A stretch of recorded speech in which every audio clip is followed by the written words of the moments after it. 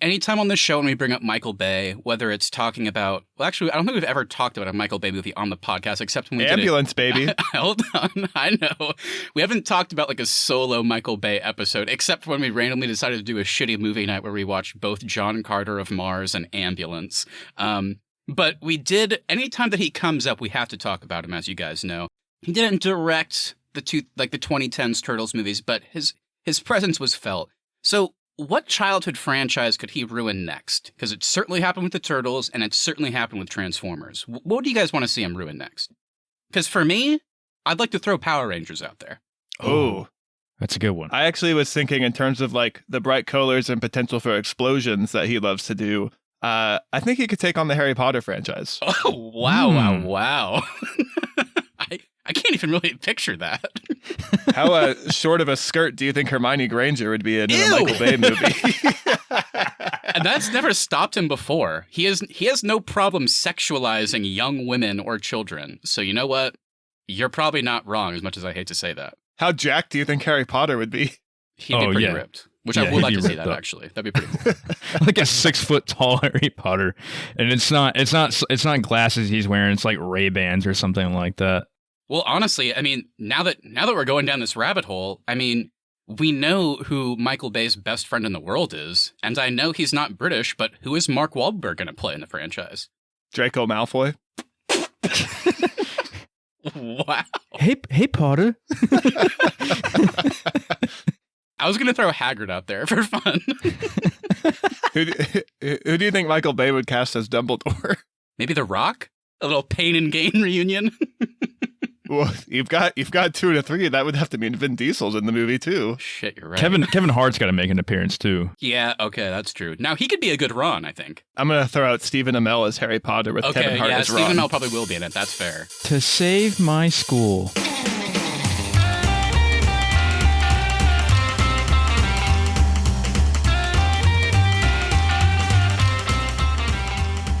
What's up, everybody? Welcome back to another episode of the Arnies. We are 3 guys that would gladly have traded our high school lives with the Turtles so we could live together in a stinky sewer with a weird rat father. I'm Matt Johnson, and I just gotta say it. The people, they gots to go. I'm Keith Baker, and I'm really craving some pizza. And I'm Austin Terry, and this movie is way too scary for the kids. I think that's why I loved it. I'm gonna get it right off the bat, and Keith can back me up here. I don't think there's any question. This is the first time in almost 200 episodes of this podcast. Seeing a movie in the theater, without a doubt, I was the person having the most fun in the theater. Oh, me too, dude. I was laughing out loud multiple times. Something happened in a post-credit scene, and either I out loud said, "Let's go," or I was like, "Let's fucking go." Either way, it probably wasn't appropriate, but I was having a blast. But yes, too scary for kids, but that's why I liked it. On today's show, of course, we're talking about one of the last big summer releases with Teenage Mutant Ninja Turtles, Mutant Mayhem, from the classic team of Seth Rogen and Evan Goldberg over at Point Grey Productions. In terms of feature films, this series has been pretty terrible. Maybe that's being too harsh, but I don't know if it is. I mean, the original 90s trilogy is iconic. There's no doubt about that. I loved it as a kid, but certainly it's not of quality, which I think is fair. Outside of maybe there's an argument for the first one. The 2007 CGI film was pretty solid, but I think that's kind of just in comparison. I think by itself, it's just fine. And then we entered the Michael Bay-produced duology from the 2010s, which did the franchise no favors. I'm looking at you, Stephen Amell. I saw your strike comments, and remember when he played Casey Jones? That was bad. You were always bad as Arrow. How did you get hired for things? Was he saving his city? I mean, I guess he was kind of, or at least he thought he was, except he traded in a bow and arrow for a hockey stick. Now we have a new team in 2023 tackling a fresh animated take. Let's go ahead and get into it. Austin and Keith, I want to know, what were your expectations going in, if you had any, as well as your non-spoiler thoughts on TMNT Mutant Mayhem? I've been super hyped for this movie. I had the privilege about a year ago to see the first act of this film very early on, and I have known kind of the quality of this movie for about a year now. And so I've been sitting on that, couldn't wait for it to come out. I grew up with the Turtles. I caught the tail end of that animated series that came out in the 80s. And I've just always been a fan. Kind of always avoided the live action stuff, but any game they put out, any like animated show that they would put out in the early 2000s I was always watching. So I've always kind of felt like the Turtles were due for a big hit at the box office, and Michael Bay obviously didn't do that. But then when I kind of learned more about this team, the approach they were taking, Seth Rogen, of course, being involved, just the fact that there were like fans of the property on the production team always had me excited for this one. And I absolutely loved it. I think it's a blast in theaters. It's so much fun. Does every joke hit? No, of course not, but I'd say 80% of them do. I think the action's great. I think the Turtles dynamic is probably the best it's been. Like, actually having real high school students voice them just made so much sense for these characters. Most of the Turtles themselves are relatively unknown or young actors, and I thought they nailed it in their performances. So this is like a hardcore 10 out of 10 for me. I absolutely loved it, and I think everyone should go out to see the Turtles. Yeah, now Keith, obviously, coming at it from the opposite perspective, I know that you didn't really grow up with it, so does it hit as hard coming in as kind of a newcomer? Yeah, it's weird because I grew up with knowing of the animated show. And I've maybe watched like 3 or 4 episodes here and there throughout my childhood, but I was never like a big fan or never really got into it. So I never knew like the characters' names or any of like the lore behind it or anything like that. Yeah, I really had no expectations going into this. I didn't see any trailers. I had no idea it was even animated, to be honest. I thought it was going to be like a live action thing. So I went into it completely blind. Thank God it's not. Yeah, I went into it completely blind, not even knowing it was animated. But yeah, I loved it. I loved the animation. I loved the style of it. I loved all the characters. Like you said, Austin, the voice acting was really cool. And I like that the main characters weren't many people have notoriety yet. I'm sure they will be soon. But anyway, yeah, the story was cool. I liked learning about these characters more. And it definitely kind of like brought back some stuff from when I did watch the episodes I did as a kid. Yeah, overall, I really liked it. I thought the humor was there for me. Like I said, the animation was really cool. The style of it was awesome. I'm looking forward to the sequel. Yeah, I'm with you guys. I absolutely loved it. I was born in 94, so my first exposure to the Turtles was really, I think, the 2003, I want to say, cartoon on Cartoon Network. And then like watching that and loving that brought me back to my like Blockbuster days, and I would like stumble upon, wait, there's movies? And that's how I watched like the original 90s trilogy where the Turtles in live action are played by guys in suits, which is really especially funny to watch like, now. It's so bad. Yeah, doesn't hold up super well. Although young Sam Rockwell is in it. So if you want to discover his origins, maybe that's worth it alone. But yeah, and I loved those as a kid so much. So that kind of just like kept spurring my love for these characters. So when new versions, movie-wise or TV-wise, would come out, I would watch those. Even as I grew older, I was like, this is still like, most of these series are really good. So I'm still tuning in to watch these. Like, these are pretty awesome. So yeah, it's kind of like Batman for me in that way. Even as I grew older, Batman is like an animated property in particular. I kept watching all the new adaptations because I'm like, I like these characters and they usually do a good job. So the Turtles was kind of on par in that sense with me. So when I heard that, especially after what Michael Bay and the team did, which, you know what, I'll say this. I think when it came to the Turtles in those movies, the look of them are kind of very weird, but I think the dynamics of the Turtles in those movies are pretty solid, actually. So it's not all terrible. But when I heard that Seth Rogen and Evan Goldberg, like a few years ago, were working on an animated version, especially after they work that they did on like adapting The Boys and then adapting Invincible, I was like, well, I mean, they certainly have a great track record of adapting like comic material. They also did that with Preacher. So it's like, this can't go wrong. And it certainly didn't. You know, it gives me the good Spider-Verse feels in terms of the animation style. The humor was there. Like I said, I was laughing out loud multiple times. I didn't really expect to, but I really was. I enjoyed kind of the scary moments looking around like you guys said. I was like, this is not a kid's movie. Kids will go into this, and this is going to be like their new favorite movie of all time. Because I think it's so different from the shit they're probably watching. Because they're like, whoa, this is kind of freaking me out. This is kind of scary. Yeah, this is going to be the thing that like sticks in their brains. It's like the first time they saw like an older movie. Yeah, and then it's that classic thing people talk about. It's like the great animated movies are the ones that like begrudgingly parents have to take their kids to. And the parent is going to go and probably like the movie more than their kid. But the kid's still going to love it too. So, I mean, all around, I mean, as a fan of these characters in this property and as somebody that just wanted like a good animated movie, like I mean, it was pretty hard to go wrong. I mean, I really loved it. It was great. It was somehow better than I thought it would be. I'm really glad they chose to take an animated approach for this movie. There's just something about the Turtles that I just think animation is the best way to do this. Live action is so hard with them being like physical turtles walking around in the world. Like when it's live action, it just makes it look more goofy. But in animation, you can make it all cohesive and make it look good. So I thought animation was the perfect approach for this one. Yeah, and the turtles like all still had like a distinctive, like a different design. So like you still got to have your cake and eat it too, and they look good in the world. So why not do animation? It works. So yeah, like Keith said, can't wait for the future of this. But with that, everybody, a resounding recommendation from all three of us, including 2 fans of the property and 1 person like, I'd heard about this, but kind of a newcomer. Sounds like, Keith, you loved it just as much. So definitely go check this one out in theaters. Support a movie like this. It's great. And yeah, and then come on back, because the rest of this conversation is going to be spoilers, and I certainly wouldn't want to ruin anything for you. I feel like there's been a lot of episodes lately, particularly last week with Secret Invasion, where I was like, you know what, if you haven't watched it, just keep listening. Who cares? Just listen to our conversation. But I wouldn't want to ruin anything from this. So go watch the movie, go support it, and then come on back and listen to the rest of this episode.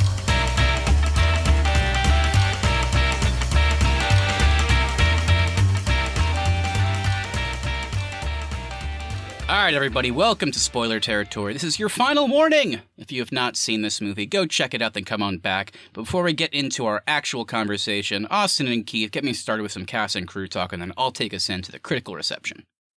All right, so Teenage Mutant Ninja Turtles Mutant Mayhem is directed by Jeff Rowe, who you may know from Gravity Falls and The Mitchells vs. the Machines. The film is written by Seth Rogen, Evan Goldberg, Jeff Rowe, Dan Hernandez, and Beji Samit. Our animation is by Mikros Animation and Cinesight. And our score for the film is composed by Trent Reznor and Atticus Ross, who you may know, of course, from Nine Inch Nails, The Social Network, Gone Girl, and Soul. And, of course, based on characters originally created by Peter Laird and Kevin Eastman. All right, and going into our cast, we got Nicholas Cantu as Leo, Brady Noon as Raph, Micah Abbey as Donnie, Shaman Brown Jr. as Mikey, Ayo Edebiri as April O'Neil, Ice Cube as Superfly, Maya Rudolph as Cynthia Outram, Seth Rogen as Bebop, John Cena as Rocksteady, Rose Byrne as Leatherhead, Giancarlo Esposito as Baxter Stockman, Post Malone as Ray Follett, Hannibal Buress as Genghis Frog, and we got Jackie Chan as Splinter, and introducing Paul Rudd as Mondo Gecko. When he got the introducing credit in the credits, I was laughing so hard. I'm going to say it in Gecko's voice. There's our cast and crew, guys. Any positives, any negatives? What do we got? That was pretty good. Yeah, I have to give my highlights to Nicholas Cantu, Brady Noon, Micah Abbey, and Shimon Brown Jr. as our turtles themselves. They were great. I mean, just such a fun dynamic between all of them. You can tell that they're like high school friends that are going to mess with each other. I was thinking about our friendship in high school. Like, just they're very close. They pick at each other, but then they're also kind of going to be there for each other. I love the fact that they chose to have the kids all record together in studio. They really talked about how that kind of lended to the improvisation. And I think that really came out just like in the quieter scenes with the turtles, just kind of jostling with each other. This is like one of my favorite Turtles dynamics I've seen of all of like the animation properties we've gotten. So really loved it in this film. Who do I want to shout out? There's so many. It's hard to choose, but Jackie Chan's such an easy one. But I think I'm gonna go with Ice Cube as Superfly. That one was the most surprising to me, and I was like, fuck yeah, this is awesome. Like, no better voice you could have for... The perfect voice, especially for that character design. Yeah, for the character design, and then, like, just his attitude, and Ice Cube is a perfect role for that. He's got such a, like, distinct voice, so that was really cool that they cast him in that role. Yeah, like you said, I mean, it's really just everybody. I mean, I'll just give everybody a shout-out here. But, I mean, if I have to go in particulars, it's hard not to, just credit the animators and the artists that worked on this as a whole. It looks great. It looks so good. It's very distinct, has its own style, and it's a style I'm excited to see them somehow mess around even more with in the future, but they did a great job. What a great debut. God, I mean, the soundtrack was awesome, but then even in the little moments in between with the score, I think, the great team of Reznor and Ross was also fantastic. If I'm going to pick one person from the cast, I mean, guys, it was Paul Rudd. Paul Rudd is great in everything. And I guess I shouldn't be surprised he was great here. But it's basically just every single thing Mondo Gecko said was hysterical to me. I'm just happy for Mr. Paul Rudd coming off of Ant-Man and the Wasp, Quantumania. He needed a hit, so I'm glad it was Mondo Gecko. Whenever his tail falls off in the final battle, it's like, oh my Don't God. worry, it'll grow back. God, so good. But yeah, I mean, everybody's great. I had Iberi as well as April. I mean, everybody. It's hard. I'll just keep going, so I got to stop myself there. But everybody was so good. The voice of Ayo Edebiri is just perfect for April. Like, Yeah. I'm not, every time I hear or even think about April O'Neil, I'm going to be hearing her voice in my head now. Mhm. You mentioned the animation. I also thought the animation was great. And the really fun thing about the mutants themselves is they submitted like drawings from high school students for the designs of all the mutants in this movie. So really fun to kind of pull in kind of even more of that like teenage feel of the film. Definitely. That's really cool. Yeah, that's true. Yeah, their designs are really good, but yeah, you could definitely tell maybe there was like a younger influence. So yeah, good call there. All right, guys. So you know that we all absolutely adored this movie, but what does everybody else have to say? So TMNT Mutant Mayhem received universal critical acclaim and currently has a 96% over on Rotten Tomatoes. The site's critical consensus is, with its unique visual style and a story that captures the essence of the franchise's appeal, Teenage Mutant Ninja Turtles Mutant Mayhem is an animated treat for the whole family. Except your kids. Except your kids. Yeah. The cast, particularly the turtle actors, Chan and Rudd, received praise alongside the script and stylistic animation. I really had to struggle to find negatives, but the ones I could find seemed to be a consistent attitude, I guess, if that makes sense. So just to, have some fairness here, the ones I could find felt that the story and some characters lacked depth, and the film relied on maybe one too many cliche tropes, which I don't disagree with, but I still think they did them well. So while I understand maybe some of the negatives, they weren't anything that hindered my experience, at least. The ending, I think, is where you probably saw the tropes and like, oh, they got their perfect ending. Yeah. But I thought it made so much sense for the story they're trying to tell, because at some point they have to get them into high school. So Yeah. I think it makes sense that they get fully accepted by the end of this film. For sure. Continuing with, even more surprises. This movie cost, in my estimation at least, a surprisingly low $70 million to make. I mean, think about like the Disney, the Pixars of the world. I mean, how those movies cost like $200+ million now. And it just proves that you don't need to do that. You can do something different that's maybe more experimental and end up with a lower budget. I thought it was going to be so much higher. After its opening weekend, it has already made $43 million. So we'll see if this one has legs in the coming weeks. The movie finished fourth behind Barbie, Oppenheimer, and The Meg 2: The Trench. Oh my God. Hell yeah. That sounds bad when you say it finished fourth in its opening weekend, but you have to remember the whole Barbenheimer thing has been building up and going for so long. I mean, for Christ's sakes, Barbie just cost $1 billion at the box office. So I think it's just safe to say that right now it's a very crowded time in the theaters in general. So what I'm hoping for is I think this movie will just continue to resonate like the others have, especially with the full family going to see something like this specifically. So we'll see what happens. I mean, I read this opened 13 million more than projections, so at least it's already doing better than they thought. So hopefully that means it continues to do so, because I want this one to do really well. And I think word of mouth is really going to help this one, especially with a franchise like this that's had some duds at the box office. I think it's as more of the kind of universal praise gets out there. I bet we'll see a longer leg at the box office. I'm sure, though, if he could go back a year to the Paramount executives and say, hey, Barbie's going to make $1 billion. Do you want to move your movie? They would probably all go, yeah, we're going to push this a month out. Yeah, I think giving this one just a little bit of space probably would have done even better. But hey, they'll know that for next time. The sequel's already greenlit, so they'll figure it out. All right, guys. Well, it's time to go a little bit deeper. We've been having fun this conversation so far, but now let's get into specifics and get into our roundtable discussion. This is the main part of our show where each of us brought a point or two that we really wanted to dive just a bit deeper into and kind of break it all down and see what the others thought. So, guys, who wants to start us off today?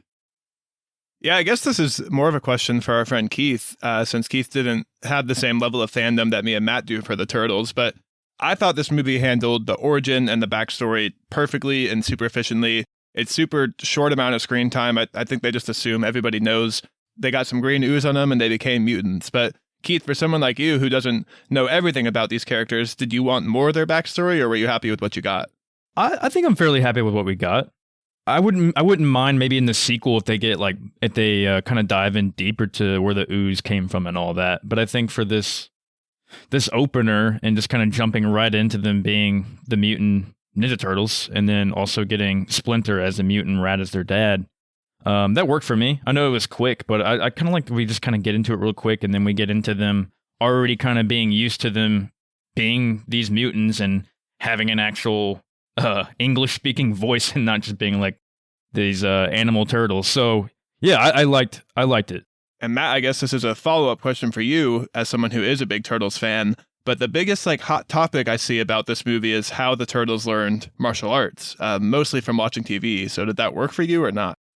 Yeah, first of all, I really love the intro as well. It's already a ridiculous premise, so to Keith's point, it's like, yeah, could we have gotten more? Sure. But if they have given us more, is it really going to make us believe anymore that 4 turtles got some ooze spilled on them and they've become mutant ninjas? Probably not. So I think doing it this way makes sense. To answer your question, Austin, it is goofy, and it's always been goofy. And I could be wrong. I'm just going to shoot my shot here and accept that, I might be wrong. Some of the fans might come after me. I think that 80s cartoon did this. I'm trying to remember how the original comics did it. Either way, in some versions, it's a bit more easier to digest, kind of. And that Shredder and Splinter were both humans. Shredder is still human, but they were both humans. They were basically mortal enemies. If I believe it was over a woman, classic like scorned love type shit. So they become enemies. And Splinter, throughout like the ooze thing, is turned from a human into a rat, but he was already like a ninjutsu master. So even though he becomes a rat, it's very, you can go, okay, him teaching the turtles ninjutsu makes sense.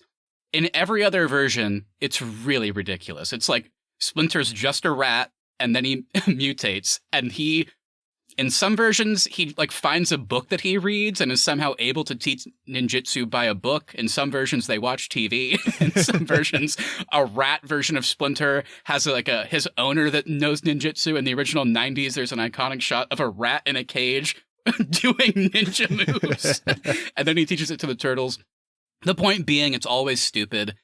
It was stupid here too, but the reason why it worked in this movie and why I don't agree with those people that were like, oh, how could they do that? Is like, at least this one acknowledged it was a joke. They have that great scene with Splinter where he's like, I'm a rat, I'm mutated, I taught you ninjutsu to defend yourselves. Any questions? He's basically telling you, the audience, this is ridiculous. I'm not going to spend any more time on it. So the fact that they did that, I was like, okay, it's always stupid, so let's not waste time showing like flashback scenes of a rat, like an old rat that got ooze on him, somehow learning ninjutsu and teaching it to his turtle sons. Because it's always stupid. So we can just like skip that and get to the cool stuff where they're already ninjas. Yeah, that's how I took it too. Both the origin story and the martial arts stuff. It's like, everyone knows this. Let's get through it as quick as we can so we can tell you a new story. And so I was glad they allocated time there. And even with the martial arts stuff, even though they are watching TV and maybe that's not what everyone's looking for, I did appreciate that they were getting this from TV, but then you still have scenes of Splinter teaching them what they're watching on TV. So I think you got kind of the best of both worlds.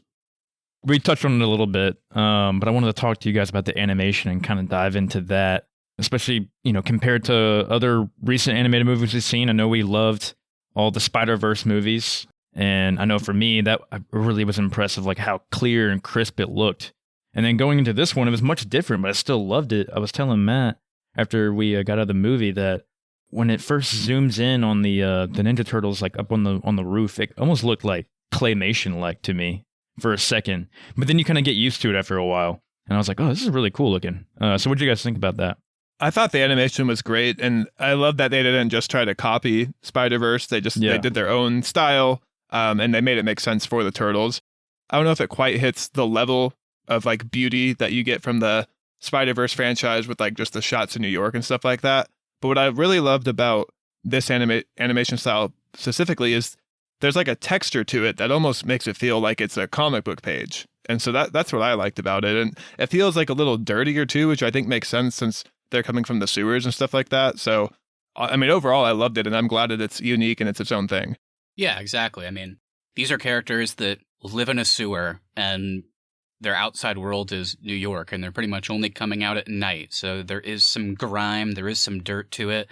So I think maybe in a way they were able to sell like a bit of a cheaper budget and a cheaper animation, like, allocation and style to like, well, it's supposed to kind of look a little bit like grimy and dirty. That's the look and vibe we're going for. So in that sense, it works.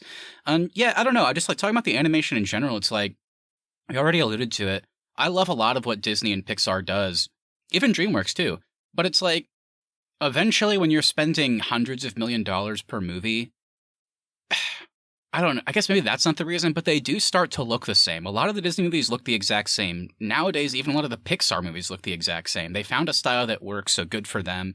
But I don't know. I think in terms of what's resonating with me lately, it is these different feeling, these ones that are more distinct. I mean, Spider-Verse and this cost like half as less or even more than half as less as some of those like huge, like, tent house places, and these are the movies that feel more different and interesting. They're like tackling more like issues. The animation style is more engaging. It's like more different. It's like eye popping and just like it's interesting to watch. Like these days, at least with Disney and Pixar, I'm not watching it and being like, wow, this is interesting. I'm like, this is beautiful looking. This looks great. It looks like the last Pixar movie I watched. You know what I mean?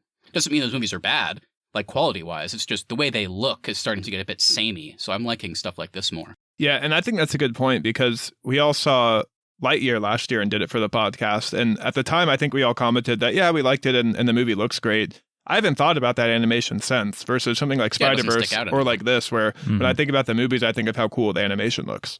Yeah, and just like the experimental vibe of it, like they're doing super interesting things. And there was stuff in this movie where while I was watching, I was like, is that intentional? And then like just reading afterwards, it turns out it was. Like because they got Jackie Chan as Splinter when it came to a lot of Splinter's action scenes, they watched a lot of Jackie Chan's old action movies like Police Story and stuff like that because they wanted to model the way Splinter moves and fights like how Jackie Chan did. Like using the locations, like Splinter's kind of like, he uses the location while he's fighting too, like the setting around him in a different way than the Turtles. And it's like, wow, you were able to like come up with that idea based on like a voice actor you cast and then create an animation style and scene around that. So there even like little moments and sequences within the animation is like different from anything else you're going to see in like the mainstream animated films. But yeah, like I mentioned a bit of the action in regards to animation. Do you think as a whole the animation style lended itself well to the action scenes? Because obviously that's going to be a lot different, both choreography-wise and just movement-wise, than a scene of the Turtles kind of like sitting or walking around and talking with each other. Do you think like when it got a little bit crazy in some of those action sequences, it still looked really good? I love the action in this movie. The standout, I think, for me is the garage fight is great, but I really did enjoy the montage too when they're like taking down the other crime groups trying to get to Superfly. Yeah. That just felt like a classic, like almost like 90s mob movie where they're just going through these different groups of people. I was also really happy with how violent it was. I mean, these people do have ninja skills and they're carrying pretty dangerous weapons, so it made sense that their fighting style was a little bit more brutal.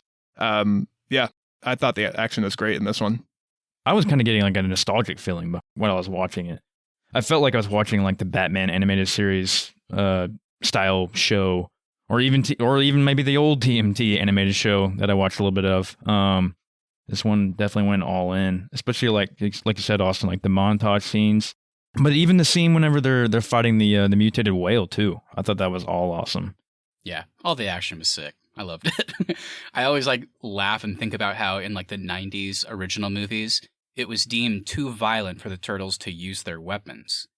So, but the weird thing is they still gave them their weapons. So basically, if you watch those movies, they're holding all their weapons. Like Leo has his katanas, but he only punches and kicks people because they're like, you can't show them using their weapons. It's like, oh, okay. So it's nice that we're in a place where the Turtles can be given their iconic weapons and use them because that was the intention. There's one shot in the montage scene where you see Leo drag his sword across some guy's neck, and I'm like, I think that guy's dead. I think he just killed that guy. Yeah, that guy might have died.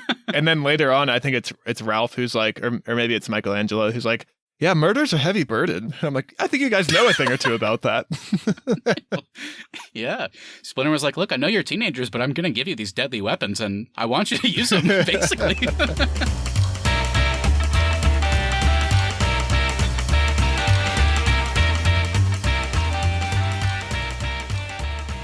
The crazy thing when they were talking about this movie is like, hey, we're calling it Mutant Mayhem. It's like, okay, what does that mean? And then they basically announced a long time ago that here's our cast. And that cast list, you just kept scrolling and scrolling. And you're like, holy shit, there's like 1 billion characters in this. Like, I mean, are they going to be able to balance all of that? Because it was also like, oh, you got Ice Cube, Rose Byrne, Paul Rudd, you got Seth Rogen and John Tim. You got all these people. Like, aren't they all going to be like fighting for screen time? So I was like, is this going to be too much? So I want to talk about it. I mean, when the villains get introduced, X amount of time into the movie, do you think that they were able to balance like all of that with Superfly obviously as the main villain, but still having kind of those side characters around? Was there enough of them? Like, did it work for you? Because it worked for me. I thought they were somehow able to balance it all. It works for me. It didn't stand out at all as an issue because Superfly is the villain, and so they allocate their time there, which I think makes sense. And then the rest of them really are comic relief. And so they're there to give you their one-liner, make you chuckle, and then you move on to something else. So that's all that I took their role as in the film. I didn't need each one of them to have like their own backstory and motivations and arc and all that. I was there mainly to have the rest of the mutants make me laugh. Yeah, same. They were hilarious. Even like the ones that barely had any lines, like I think, what was it, Hannibal Buress has gained his frog. Post Malone is just singing the whole time and it's annoying Superfly. It's like, can you just introduce yourself and stop singing? Yeah. But no, yeah, I think Ice Cube definitely stole the show though as Superfly. Was very menacing for sure, especially when he like calls them out. He's like, are you not with me?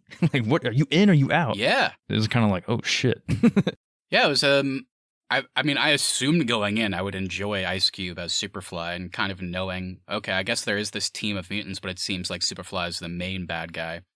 I was surprised the level of, like, I don't know, I guess depth to that character, because I felt bad for him. I mean, his dad got murdered in front of him, and then he has to, like, take it upon himself, I suppose, to continue the family that his dad was trying to build for them. So that's kind of what inspires him to build these mutants up. And then, X amount of years later, all of a sudden those mutants are like, I don't know if we want to do this. And you understand why they don't want to do it, because Superfly is like obviously taking things too far, but he also lives in a world where no one accepts him. And I love the dynamic of Superfly and Splinter, basically acknowledging that they're kind of the same. It's just that Splinter's scared of the humans, whereas Superfly is like, well, I'm doing something about it. Almost like a Magneto, Professor X type back and forth at some point. So like, I was just surprised that not only I liked Ice Cube as the character, but it's actually a pretty like well-defined and in-depth villain. And I like that we got the scenes of the Turtles hanging out with the other mutants and Superfly for a bit. I thought that was really important because the Turtles had never met anybody like them. So it was cool for them to kind of get that group for a bit. It also kind of let you see the dynamic between Superfly and his family and kind of juxtapose that against Splinter and the Turtles. And I also like that they kind of do draw that comparison of Superfly and Splinter kind of took the same approach to their parenting and just the results were a little different. And then speaking of dynamics in this movie, the other kind of really important one for the Turtles in general is the April O'Neil and the Turtles themselves. So how did we like that in this movie? Yeah, I like the role of April. I definitely loved her intro too, with the ninja star flying into her helmet. Oh, so good. I loved all their dialogue with her too. I thought all of it was really funny and genuine. Her being like a young journalist trying to figure them out and trying to like expose them to the world without like harming them and all that was really cool to watch. And like having them transition to high school and them already having like a good friend in her. So yeah, her character was really cool. Kind of like I guess you could say like the rock of the group. Yeah, I think it was also just a really smart choice for this movie to age April down to also being in high school. I think some of the like more recent series adaptation of the Turtles have done that as well. It's a very different dynamic in the original runs of the stories, in the 80s cartoon, in the 90s films, and then in the Michael Bay ones too. I mean, you had Judith Hoag in the 90s ones, you have Megan Fox playing April in the Michael Bay ones. I'm not saying that dynamic can't work, but it's just very different, and sometimes it's weird because, I'll be honest, I typically feel very iffy about it. The whole like turtle love dynamic with April can just be, it's just weird. You just have to acknowledge it. It's strange.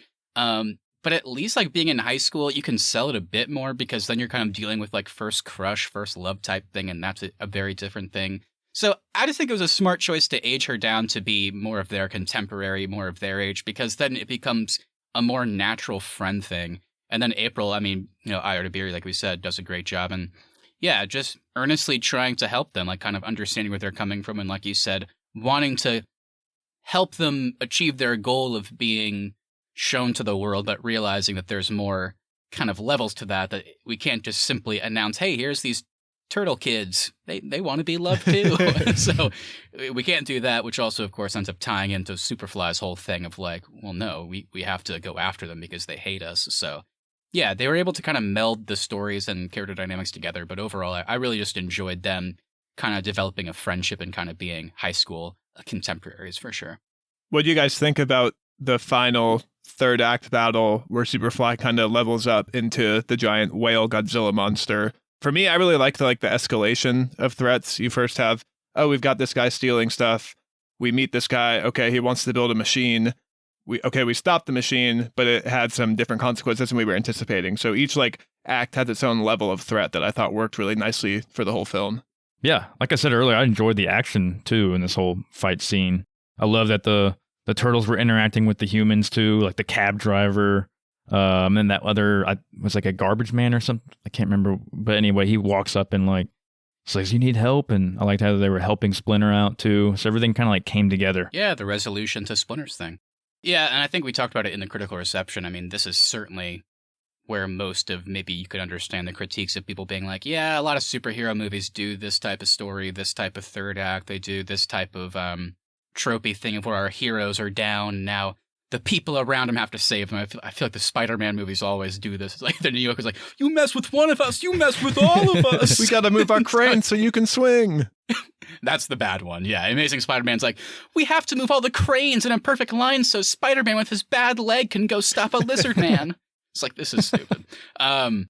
So yeah, this movie does that too, but it's more heartfelt. Like, genuinely, this, knowing Splinter's arc in this movie, you understand why he's scared, and watching him kind of fall down when he's trying to help his sons, and he I don't know, just the way they did the facial animation of how scared he gets when the human walks toward him, and then like you said, Keith, it's just like, you need some help? Because April has already gone on air and said here's what's going on. Splinter and the Turtles, they're trying to help us. And it's a lot of people see the news and they're like, oh, we got to go help them too. Kind of that fun New Yorker dynamic that we see tackled in movies like this. And that was just a really sweet moment. And that kind of brings Splinter back into the fold. And I don't know, just watching the Turtles work together, man, is always cool. And watching them take down this character, watching Raph look at Leo and be like, dude, you're a leader. After giving him, that speech was great. They're all three giving him shit most of the movie because they're just teenagers and oh, Leo, self-serious as always. But Leo does have an extra burden. He's he knows he's the leader, and it's how do you be a leader of your three brothers, your contemporaries, when you're just a fucking kid? And at the end, they all aren't giving him shit for once. Well, Leo, that was awesome. Of course, you're our leader. It was it was sweet. It was great. So yeah, the third act was awesome. And going back to kind of the villain dynamics, it is really cool. It all looks great, but the whole time I did kind of feel bad for Superfly. I think in a weird way, he does end up kind of becoming, in a strange way, what society maybe created him by instilling that anger and hate into him. And then by going this far, he just becomes this thing with no kind of conscious, really, just a full-on mutant that's destroying everything, which I don't even think he maybe necessarily intended. So it was sad, but I was glad with how it all came together. Yeah, and also going back to Leo's kind of inspirational speech to his team, I like that they all developed a plan together, because for most of the movie it was Leo telling them what they should be doing, and then in this one he solicited all of their input to develop their final plan to stop. So that was a natural leader thing too for him to take on that additional responsibility. So kind of talking about the third act, I did before we close out want to talk a little bit about the falling action at the end there. The entire movie, the Turtles are trying to figure out, is a high school normal life what we want to do? And at the end, of course, they become closer as a team through this. It was super sweet to see them and Splinter kind of come together and come to an understanding of Splinter, understanding that not all humans are bad, and, his sons are really interested in human life, and he wants to kind of support that. Was really cool. So, of course, they get to go to high school. They think it's going to be, really scary. They walk in the front door, and everybody's going to, shun them for how they look. And then everybody's like, the Turtles, it was really cool. So what did you guys think of kind of just the wrap-up in general here? I thought the wrap-up was great. Is it cheesy? Yes. Is it predictable? Yes. But they're setting up kind of a new era of the Turtles. So this is a natural place for them to get to in their first movie. And it was kind of a nice continuation from them being welcomed at the end of their battle to also being welcomed to high school. And then, of course, in the post-credit scene, they get to they each kind of finding their own roles and things they want to do in high school. So I enjoyed all of that. The last thing I'll say before we fully close out is with this movie, I think these long-running franchises, there can be a tendency to do a bunch of fan service moments, and they really didn't have that in this one, which I appreciated. They told their own story. The one moment might be the Cowabunga deal when they're in the air in the car, but other than that, everything they did in this movie made sense for that story, so I really enjoyed that too. I thought it was pretty contained for me, and definitely a good origin to bring me into this world. So Yeah, I like the fact that they drop their mask as they're walking up the sewer, and Splinter catches them, and he's kind of like letting them go free now into the world. So that was cool. And then, like you said, Austin, watching them like have that first interaction with like the kids in the hallway, and they're all cool about it. And then having April as like their go-to friend there was a good wrap up. I think a lot of movies, particularly in the superhero genre these days, they kind of fall into the trap of trying to set up too much. And you use the word contain, Keith, and I think that's kind of the right word. Like, as a fan or not, this really just is a contained story. And like you said, Austin, too, like talking about the fan service, there was like a good amount of it in there, like the right amount, but none of it felt weird. It was just, they were telling a story that happened to feature the TMNT characters. So it just felt right. And at the end, it's like, they didn't do the thing they all do of like, oh man, there's so much set up. The thing that I liked is they told the story with the beginning, middle, and ending. They don't leave you wanting anything specific more, like, oh, where are they going to go with that storyline? You're just like, I really like this. I want to see more. It's not until the post-credit where they give you one little flash of something maybe you could expect to see. And I like that. They didn't go overboard with like, here's what we're going to do in the next one. We'll follow up that storyline. It's just, we're showing you happy stuff with the Turtles, like you said, doing their things. In high school, Mikey's doing improv. Donnie's like, I found my people. And it just cuts to him, like, just geeking out the nerds just on their laptops, of course. All great stuff. And then, of course, cutting back to Cynthia Utrom, played by Maya Rudolph's character, who's like, oh, we failed. We got to bring in a specialist. And just zoom in out and showing that shot of Shredder from behind. Like I said, Keith, I literally don't remember. I like blacked out. Either I was like, maybe it was in my head, or I didn't say anything, or I was like, let's go, or I was like, just like screaming like fuck in front of a bunch of kids. I don't remember, but I was so excited. I mean, it looks awesome. I can't wait to see Shredder. Yeah, it's super exciting. Originally, Shredder was going to be the villain in this movie, but they said they wanted to do the Dark Knight thing where they bring in the iconic villain in the second movie. So it's an exciting future for the Turtles, and I'm glad that Michael Bay has nothing to do with it, because I feel much better about the Turtles being in Seth Rogen's hands. Yeah, I don't know who Shredder is, but he seems pretty badass. That's what I was going to say, Keith. Like, does it mean anything to you? We need to get our friend Keith to play the TMNT Shredder's Revenge game with us, and we can all play 3-player co-op. Oh, that'd be fun. But yeah, Keith, I guess like excluding the Shredder part, I mean, are you just like really excited for a sequel in general, and that's just like a cool aspect, right? Yeah, I mean, kind of like I was with Into the Spider-Verse. I was already ready to watch that sequel, so I'm feeling the same way about this franchise. And like you said, Austin, with Seth Rogen being at the reins, I feel like we can trust him, and hopefully he'll do no wrong. I'm excited for the show, too. Like a show keeping this theme and this style of animation and this kind of same core crew together. It's fun. It's an exciting future for the Turtles. Yeah, I have no idea what that show will be specifically. They've said spin-offs. I don't know if that means it's following a character specifically, or they just be like, there's just a spin-off, and maybe they'll use that to bridge the gap between this movie and the sequel that'll come out in a few years or something. But either way, definitely excited for more of this world. But guys, before we close out here, of course, we have to do some Arnies Podcast Awards. This is the part of our show where we take something from the thing we just talked about, could be positive, negative, or something in between, something that we think deserves specific praise. So, what do you got? I'm going to give a very simple award. It's just the Dirty Feet Award. I don't know why this has never stood out to me with the Turtles, but the whole movie I was thinking, these guys live in the sewer, they're walking around New York City, they're walking around the rooftops, and none of them have shoes on. So they're just wading through the sewer. Their feet are disgusting. I'm sure when they walked into school, people looked at their feet and they're like, that's not going to work for me, friend. So they've got some dirty ass feet.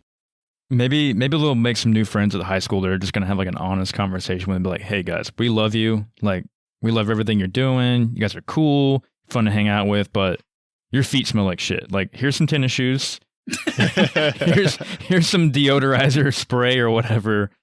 Just get that handled and we'll be good. If you want to fit in with us, you got to put some socks on and cover yourself in Axe body spray. Hell yeah. It's the only way to do it in high school. I'm going to give the New Fear Award goes to the milk machine. I definitely don't want to get milked. I was so glad they paid that off. That was scaring the shit out of me. I can see why the Turtles were pretty upset about it.